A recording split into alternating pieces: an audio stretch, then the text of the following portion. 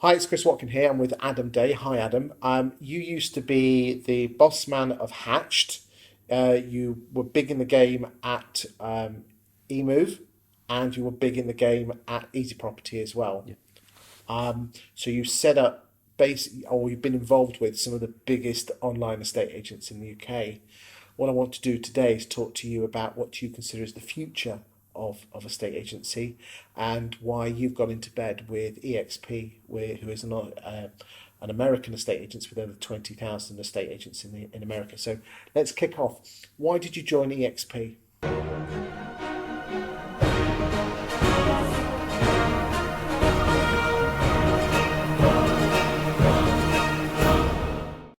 Wow, that's a big question. There's loads of reasons. So I left eMove back in October, October 18. October 18, yeah, and I wanted to start on my own. Frankly, that was what I wanted to do. So I'd built a brand and I'd got a business name and I actually signed up for Rightmove. So I've actually got a couple of listings live at the moment. Nice one.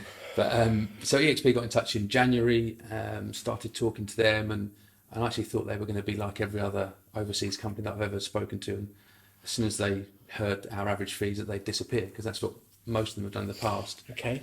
But one of the things that I'd been offered a few jobs by other agents, but it was always working for someone else. There's always someone else's name above the door, and I wanted my name above the door. I felt I could create. Got a nice name to enter, Adam Day Estates. Yeah. I like the name Adam Day Estates, but I'd actually called it Belt and Braces. There you go. That was the name of the business that I'd called it.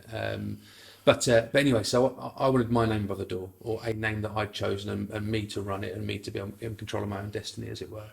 And actually, EXP allow that. So when I started talking to them in January, I thought, oh, here we go again, another company. Just another Remax or Keller Williams. Yeah, essentially is what I was thinking, yeah. So, Okay. but they said, no, that's not the model. The model is that we empower the agents to have their own business, their own brand, their own name above the door, and they are truly self-employed. They do work to their own, they dance to their own tune, work their own hours, and so I said, okay, let's talk some more. And so yeah, that was why I got into bed with them. There's a whole myriad of reasons, but that was the number one thing for me. It was all about empowering that individual agent to be the agent in their town, and work to their own, dance to their own tune, as I say. Do you think British estate agency needs changing? And do you think agents need empowering?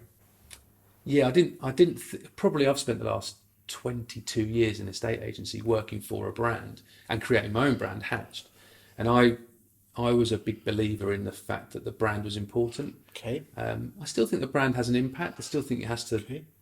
look nice, and like the logo, and you have to speak in a certain tone, the tone you want to be received in, by the consumer. But it's not all about the brand, in my opinion. Now that sort of shifted over. I look back now, and I had to delve deep into my, my conscience, I suppose, when I was talking to EXP and think, okay, does this actually work? But actually looking back, when I was running Hatched, we were good in Hitchin because I was in Hitchin. I'm a half decent agent. We were good in Sheffield because the guy in Sheffield was a really good agent. We weren't good in other areas, and that wasn't because the brand wasn't well received in other areas Okay. and not Hitchin. It's because the person we had in other areas wasn't quite as good as the guy in Hitchin or Sheffield. Now you had the big American boss come over from America to London a few weeks ago. What did he particularly say about UK estate agency, and what was his personal opinion? Well, firstly, it was really clear that this is not an American company. It's a UK-based company run by UK agents that happen to be founded in America. So one of the big mistakes I think US agents have made is by, invading the UK with a load of US Yes. realtors, to try and impose their methods and operational, processes on the UK, which just won't work. So we're not going to be doing that. The one thing he couldn't believe is how much agents get paid. That sort of typical 5 to 10% of the commission, that the consumer pays goes to the agent. And he said, what is that 95% going to? It's going to, having a roof above your head, fine. It's going to Rightmove and Zoopla, but really, what else is it going to? The agent, the individual agent, the experienced sales manager, the senior negotiator, even they're going out valuing the houses, they're listing the houses, they're arranging the viewings, they're negotiating the offers, they're selling the properties, and they're spotting the opportunities of other potential instructions. And he just could not believe that that agents in the UK were happy to settle for 5%, 10% of the commission in terms of payment. And going back to that sort of point of empowering the individual agent, he couldn't believe that sort of he felt was a bit of a brainwashing. And now having spoken to him, and I'm looking at it thinking, yeah, do you know what? Actually, those individual branches, those brands have brainwashed the UK agent into believing it's about the brand, and not empowering them to believe it's about them. And I think that's really resonated with me over the last few weeks and months since talking to eXp and working with them. But there is in the UK, there's an awful lot of people who are employed who are scared to go self-employed. What if I can't pay my bills? Those sort of things. What would you say to those people? Everyone's got the fear. I've got the fear. I've got the fear sitting here with you, Chris. That nothing to be afraid about. Nothing to be afraid of. Everyone's got the fear. Someone said to me the other day that they don't believe that the Brits are very entrepreneurial. I just don't buy that. I don't think that people are either entrepreneurial or they're not. The first part about being entrepreneurial is getting over the fear, and that is the number one thing. You did it. You left or you were made redundant, if I remember rightly, and you probably had the fear and thought, oh, should I go back into just estate agency and just be another estate agent? But you had that fear and you overcame it because you went in feet first, but you worked hard and you worked smarter than the next person. And that's for me, entrepreneurialism is about overcoming the fear, first of all, and then secondly, it's about working harder and smarter than the next person. How did you get over that fear initially? I read a book. Okay. What book was that? Feel the Fear and Do It Anyway. Okay. So I read that in 2005, I think, and I read it probably every year because the fear creeps back in, the doubt creeps back in, it always creeps in. So you have to, give yourself a good talking to in the mirror sometimes. But what does it say in that book? I mean, just to help the guys out there who are working for the man and just thinking to themselves, there must be more to life in a estate agency than working for the man, having a basic salary and a half decent bonus. Yeah, it really just puts it into context about what fear is and what's the worst that can happen. What is the worst that can happen? The absolute worst case scenario is someone goes and has their own business, starts their own business, they fail, they lose a load of money. Worst case scenario, they lose the house potentially. Those are the worst case scenarios. But what it also says is how many people that have gone into business that's happened to. Not many. There's so few people that it gets to that point where you lose everything, that you can always pull back after 3, 4, 5 months when you realise that actually I probably haven't worked as hard as the person down the road or smarter than that person down the road, and I can't do this because the stress of the VAT bill's too big. Do you know what I think it is? Go on. I think people are afraid to fail because their parents or their wife will turn around and say, I told you so, or their husband. And that, when I started Hatched, I spent, more time convincing my friends and family that it was a good idea than I did convincing customers to use us. Okay. For probably 4 or 5 months leading up to it, because it was them that were fearful of my failure. Okay, but surely the person you really should persuade is your significant other. Yeah. How long did they take to? Well, my wife's very supportive and has been from day one, but she was... Was she really? She was scared, yeah. She was scared, yeah. Absolutely petrified, but she held it in quite well. Okay. But yeah, she was definitely, How very did she scared. feel at the time? Hesitant, apprehensive. Do you really want to be leaving a secure job where you've started as a junior neg, built up to become a sales manager at a relatively young age, had the opportunity to maybe become a partner of that business at some point in the future. That's what the promise was, which actually would probably never have happened. So what decision back in 2004, 2005 made you say, I've got to do this? Was it a straw that broke the camel's back, or was it something else? No, it's probably desire to, have my own business. I've always wanted that. I always wanted to have my own business and be in control of my own destiny. Okay. Have the freedom to work when you want, live when you want. And that was the driving force, really. Have you seen others set up their own business and not do very well and go back into employed life? Yeah, not many particularly. but what did they do that they should have? What didn't they do that they should have done, and vice versa? Well, I think there's. Oh God, we're opening a can. I'll open a can of worms Yes, here. please do. But if you look at the online agents, the typical online agents that we've got in the world at the moment, their agents are all self-employed. There's one of those agents are offering the self-employed agents a retainer, and so probably the mistake that is being made is by those online agents by offering a retainer, because it's then easy. Do you think they really are? I mean, they might be legally self-employed, but they don't act self-employed, do they? Or think do they?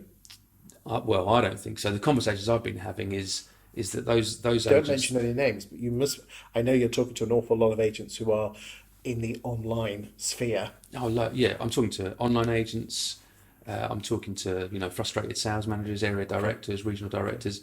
But the self-employed agents, what amazes me is that they have to have 3 interviews. They have to ask for holiday. They are expected to work every Saturday. They're expected to hit certain targets. That's not self-employed. That's employed, but How are they feeling? How are the online agents feeling at the moment? The ones that you're talking to? Frustrated at some of the investment being pulled back. Frustrated. So a lot of the conversations I've had actually with all the different coloured online agents are, it's not worth my while to go out and do this for 250 quid per listing, because I'm having to go out and I thought I'd have my own business and I'm doing it for 250 quid per listing. I'd much rather look at it and try and earn a bit more money. So that's the frustration, is the money. I think frustration is that sort of sales pitch of the work-life balance, when actually. Do you think they feel a bit worthless? That they're worth more? Yeah. Because I think they probably realise in a way what I'm saying. Okay. Is that it's about them. The reason that they're good in one area is because of that agent, and the reason they're not so good in another area is because that other person's not quite so good. You say they've got frustrations. Do they have any fears? Well, they would have had fears when they started Okay. at their self-employed role, but what the online agents did really well is because they charge up front or charge regardless. I got told off the other day for saying they charge everything up front, but because they don't, but they charge regardless. So therefore, the agents are earning money on listing. So it's a much lesser jump to go into a business where you're earning 250 quid on a listing, because your listings are going to come within a few weeks, whereas that commission on selling a house is not going to come for 3 or 4 months. So there is a gap there. Okay. Going back to your question of what made me, I suppose what helped Hatch to grow and other agents haven't, is because I was on the hook. I really believe that. I really believe that You had skin in the game. I had skin in the game. My house was on the line. I put my money in. My business partner put cash in. We were on the hook for 30,000 quid when we were 28 years old. Back then, that was to start up an online estate agency. Starting up a high street agency is much more expensive. And starting up an estate agency nowadays is just generally more expensive, whether you're working from a shop or a branch or home, because of Rightmove's cost. Back then it was 350 quid a month. But obviously that's where eXp are trying to help. We take on a load of those costs, and we're probably still a £20,000 investment. But as I say, if you have that skin in the game, I tell you what, it makes you work a hell of a lot harder and a hell of a lot smarter. Bring it back to, we've talked about the fears and the frustrations of online estate agents. What about the estate agents in the branches, the valuers and the branch managers? How are they feeling at the moment? I think, again, a lot of them are feeling frustrated at not being, they feel like their wings are clipped. They can't go out and, express themselves, I guess. They are part of a very rigid process. Is that corporates, independents, or a bit of both? I think corporates in the main is that quite rigid structure of what you can do and what you can't do. I think independents, the frustration from independents is that, like I was in 2005, the next person up from me was the partner. Yes, I was told. You're almost waiting for dead man's shoes, aren't you? Well, yeah, exactly. And he's still there now. Paul, I love Paul. He's one of the best agents I've ever come across, and I still talk to him. But he's still there now. And if I was still there now, I'd still be a sales manager there. There's no question. And I'd be having a nice, fairly easy life, but I'd be working every other Saturday, and but there'd be that frustration of not being able to have my own business, have my say in the business and how that should be Making run. your own mark. Yeah, exactly. Yeah. What about the area managers and divisional directors? That those sort of people. I know you're talking to plenty of those. What sort of fears and frustrations have they got? Very similar to that. That's just that rigid structure. You know, the area directors and regional directors come from the back of corporates at the moment. That's that corporate structure, and but they are feeling frustrated. I think they're feeling a little bit concerned about the market. So there's a few that I've spoken to, specifically AD level, but all levels, where they've said, well, you know, if the market contracts, then, you know, and Brexit kills it or whatever happens, you know, we're near that cycle. Some people are saying, you know, we're near the cycle where the market crashes in 2021, 22, whatever people are predicting. So people are now thinking, hang on a minute, should we get out and do something on our own to overcome that when it does happen, rather than just being made redundant in 2 years' time? Because that's what a lot of people are half expecting.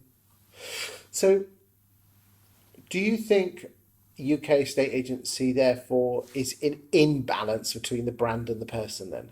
I mean, I've gone on record to say that I believe in the next 10 years, 30% of estate agents will be using the self-employed model. Mm-hmm. I believe it isn't I don't believe the future is the online model. I believe it's the self-employed model. Why? What does eXp offer that others can't?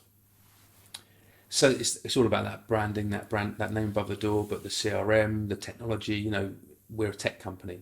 That is how we see ourselves. So you wouldn't be branded as eXp. Now, again, I must stress, I'm not being paid to ask this. Adam's a mate of mine. I've always found him really interesting, and I just invited him up to the studio just to chat about it, but I'm not being paid. You can confirm that, can't you? Can indeed, yeah. Buy me a pint there next time I'm in London. Yeah, what exactly are you offering agents on your self-employed model? And I'd be interested to note how it compares. Now, I don't want you to mention any names, but I'm allowed to mention names. How it compares with the likes of the Keller Williams model, or the model that Sean Newman and others are doing in the country on the self-employed model. Talk to me.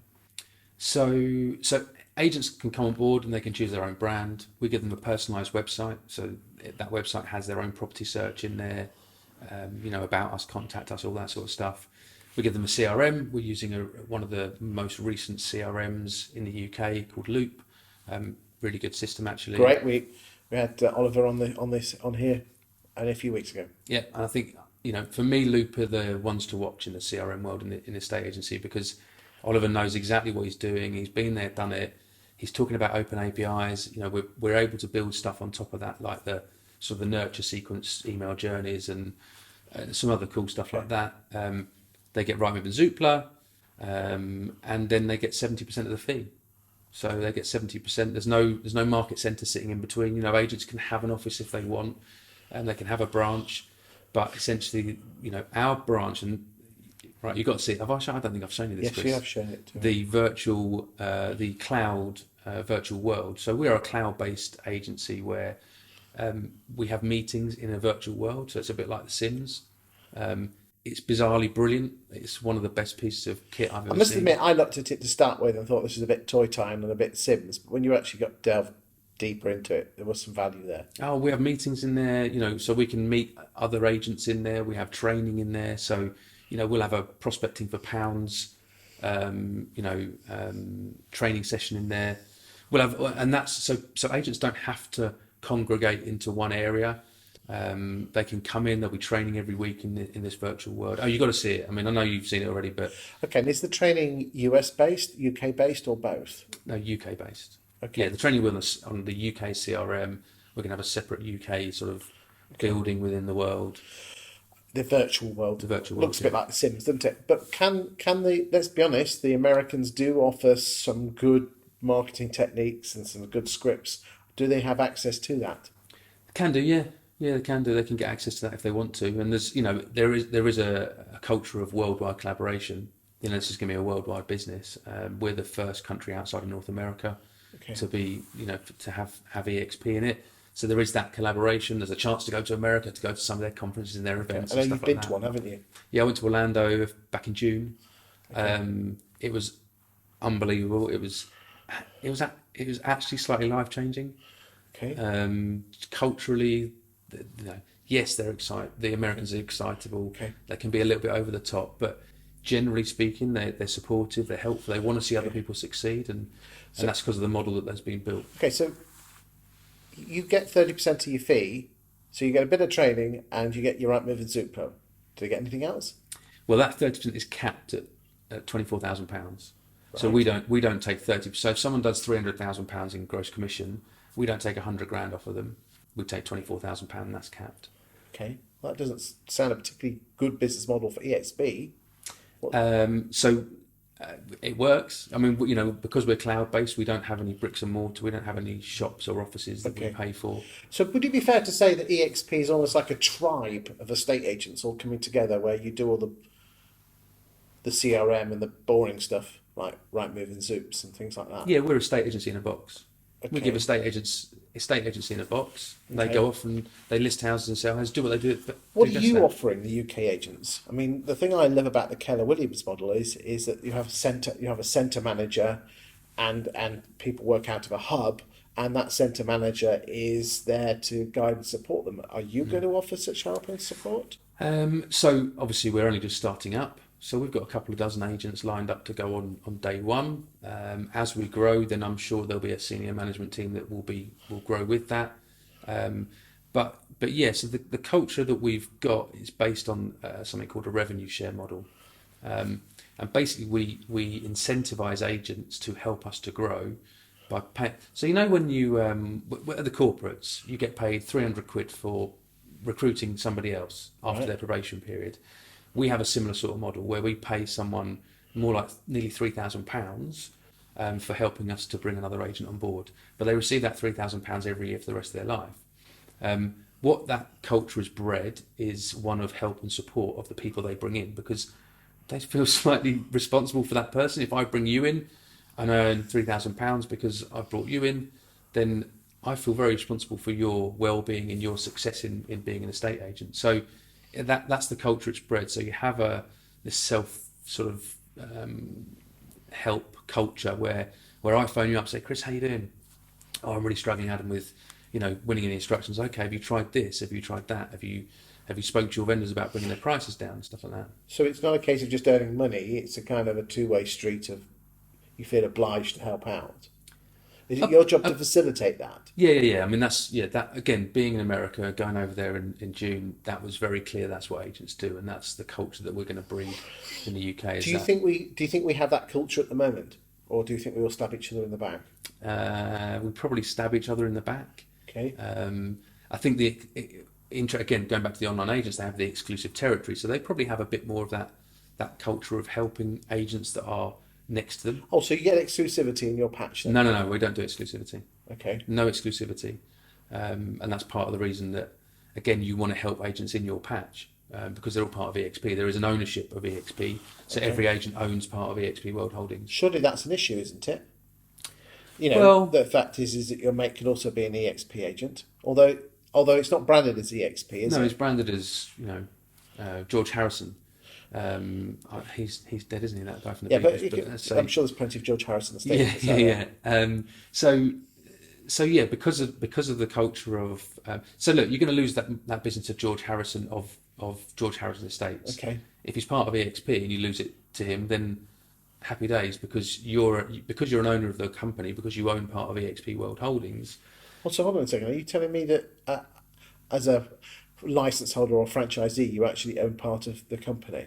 Yeah, and you get given pieces of the company for every house you sell. Every time you sell a house, you can opt in to receive a part of your commission in shares at eXp World Holdings.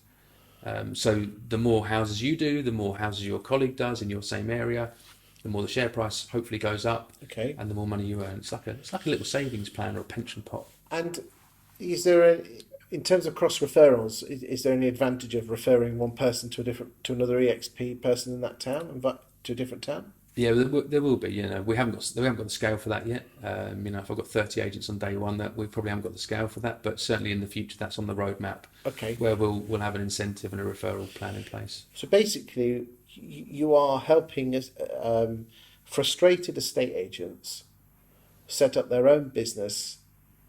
What's the capital cost up front? £150. I thought you were going to say 150 grand. No, £150. £150 to join, which includes VAT. Okay. And then the capital cost is whatever you need to live on for that period of time, that 5 or 6 months before you receive. So you're going to give them Rightmove and Zoopla. Yep. Yes. And the deal is that you take 30% of the fee with a cap up to 24 grand, and you'll basically guide and support them. You won't do it for them, but you'll go out there, give them some guidance. I mean, I'm assuming you're going to get all the 30 together every once in a while just to share ideas. And Yeah, we'll have an agent advisory council. So we'll have 12 agents in a room. When I'm up to 100 agents, how many agents we do can some up regional to. stuff. People love that. Yeah. We'll do we'll do a main one, and then we'll do a regional stuff as well. But there's not going to be regional managers or regional directors in place who are sort of conducting. Okay. That'll be. I will help with that sort of stuff. I'll facilitate that sort of stuff. Are you going to help them with business generation? So we are going to, for the first probably 30 agents for the first 3 or 4 months, we are going to be helping with some Facebook, some advertising. Now, again, I said earlier about having skin in the game and being on the hook. So we're not going to pay for all of it. We're going to have the agents pay for the ad spend, and we'll pay for the management of those Facebook advertising campaigns. So that could be with one of the well-known Facebook advertisers in the UK. But yeah, so we're gonna be on the hook, and the agent's gonna be on the hook. And I think that's a much fairer way of doing it, is if we're both contributing towards that spend. Good stuff. Is there anything else you want to say to UK estate agency about the eXp model? I genuinely think it's, there's been loads of chat in the market, including from yourself and many others, and Sean Newman's been doing this for a long time now, and it's finally starting to come to fruition. And that's thanks to Purple Bricks, in my opinion. I'll doff my cap to them. They certainly disrupted the employment model of estate agency in the UK. And 10 years ago, if me and you had sat down, I don't think me and you would have ever have envisaged a time where self-employment was a thing in estate agency. I think 5 years ago, Purple Bricks have started driving that. But I think and now everyone's starting to talk about it. And it's now probably as the bang on timing. If I'd been offered this role 5 years ago, I wouldn't have taken it. But because I've been offered this role now, and I think the timing is absolutely spot on, where it's time for agents to take back control and empower those agents to go out and become their own boss and become have the destiny in their own hands, as it were. Put their money where their mouth is. Put their money where their mouth is, but reap the rewards at the same time. It's not all about the brand they work for. It's about them as individuals, and they're the ones Making that can. a difference. If they back themselves, they've got to back themselves. But you've only got to sell 4 houses a month at £3,000 a fee, and you earn over £100,000 a year. I would be able to do that every day of the week in my hometown of 15,000 chimney pots, and I reckon most agents around the UK would back themselves to be able to go into their town with all the tools they need, without any of that tech cost and all that stuff that's taken away, to go out and list 7 or 8 houses and sell 4 or 5 a month. That's right.